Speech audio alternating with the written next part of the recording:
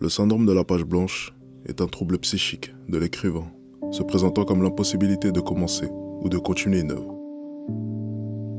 Ce phénomène peut être dû à la volonté tellement grande de faire une œuvre parfaite que toute idée venant de l'esprit humain paraît systématiquement mauvaise. Dans ces moments, je rêve que mon stylo fuse à la vitesse de mes idées, que mon esprit et mon tracé ne fassent plus qu'un, pour ainsi retranscrire de manière parfaite le fond de ma pensée.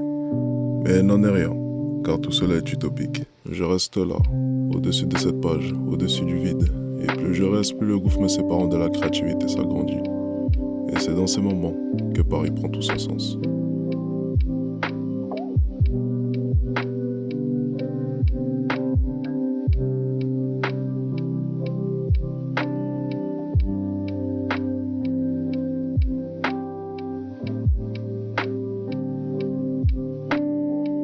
Je m'évade à la rencontre de mes idées, dans cette ville magnifique qu'est Paris. Je ne me lasserai jamais de cette ville, elle est en quelque sorte ma plus belle plume, celle qui illumine mon carnet d'une encre si singulière, si différente. À quoi bon rester chez moi, en face de ce carnet, lorsqu'au-delà de ces murs qui m'emprisonnent se trouve le plus beau réservoir d'idées au monde, et mon stylo fuse à la vitesse de mes idées, comme si plus rien ne pouvait l'arrêter.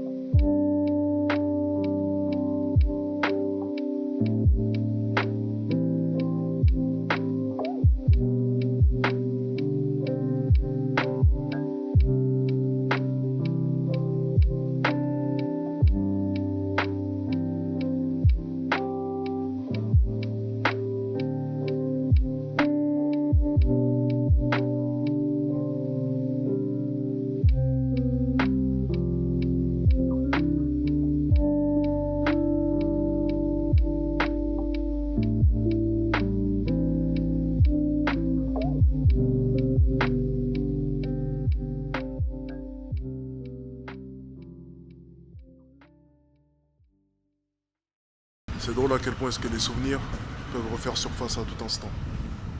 À vrai dire, j'étais au bord de la Seine, j'étais en train de finaliser mon script.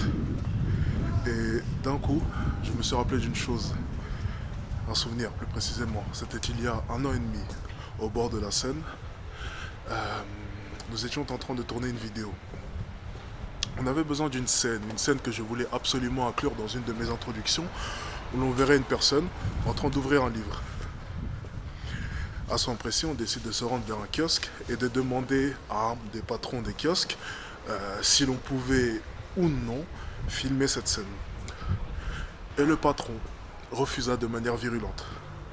À ce moment précis, je me rappelle m'être outré et je lui ai simplement dit qu'il pouvait certes ne pas être d'accord avec la scène que l'on voulait tourner, mais il y avait des manières de dire les choses. À ce moment précis, il y eut un échange assez virulent entre lui et moi. Et je lui dis ceci. Vous voyez, c'est pour ça que vous n'avez pas avancé dans votre vie. Et je lui ai simplement dit que pour moi, ça serait tout le contraire. J'allais réussir dans ma vie, contrairement à lui. Certes, cette phrase était déplacée, mais au vu de la manière dont il nous avait traités, il est vrai que je me suis un peu laissé emporter. Et à son précis, il a dit une phrase qui m'a marqué. Toi, réussir ? Et il s'était mis à rigoler. Je me rappelle m'être fait la promesse qu'une fois que j'aurai réussi, j'irai le voir et je lui dirai ces 4 vérités. Et vous savez, en me rappelant de cette histoire, je me suis simplement rappelé à quel point est-ce que je m'étais battu toute ma vie. Tout au long de ma vie, j'ai essuyé des critiques, des interrogations vis-à-vis de mon parcours, vis-à-vis de ma vie, tout simplement. Et c'est vrai que tout au long de ma vie, j'ai réussi à faire abstraction de toutes les critiques que j'ai pu avoir. Maintes et maintes fois, j'aurais pu être découragé. Et pourtant, j'ai continué. Malgré les échecs, malgré les critiques, peu importe, je ne me suis jamais laissé abattre. Et j'étais là, assis, au bord de la Seine, et je me suis remercié. Je me suis remercié d'avoir cru en moi. Je me suis remercié de jamais avoir lâché, malgré tout ce qu'on a pu me dire. Et à vrai dire, ce souvenir, il ne faut pas que je l'oublie. Il ne faut pas que j'oublie à quel point est-ce que les gens ont pu douter de moi. Jamais. Car au final, tout au long de ma vie, je n'ai fait que fermer les bouches de tous mes détracteurs.